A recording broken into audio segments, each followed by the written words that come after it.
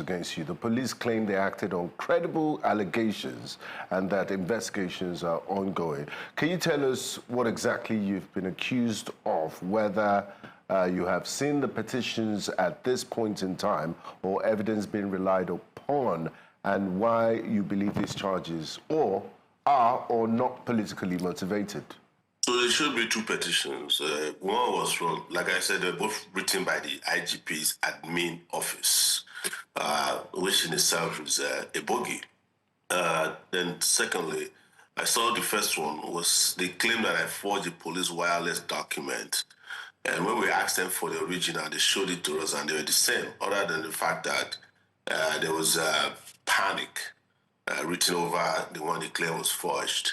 So they quickly put them together and ran away with that one. The second one was written by the PSO to the IGP, one lady, Bukola Yemisi Kuti, who was one of the ladies that claimed Sahara reporters cyber-stalked her by revealing that she was the IG's mistress. That was the second petition. And I told them that since this was against Sahara reporters, there's nowhere could be held responsible, accountable for what Sahara reporters did, because it's a separate entity from myself, even though I founded it some 19 years ago.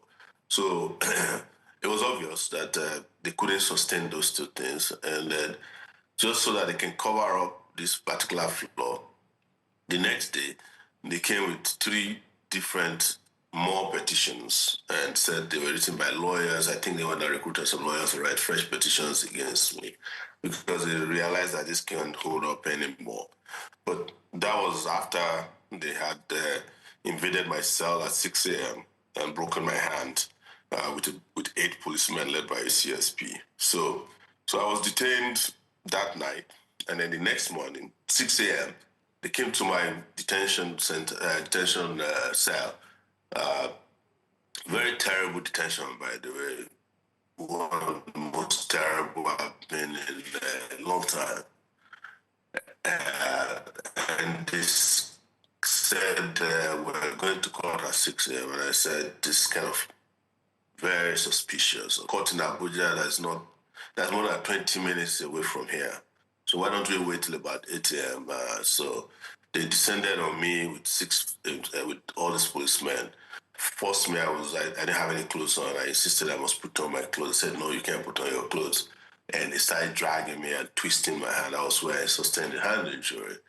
And eventually drove me to another facility, the place they call Abatio, detained me there until Friday.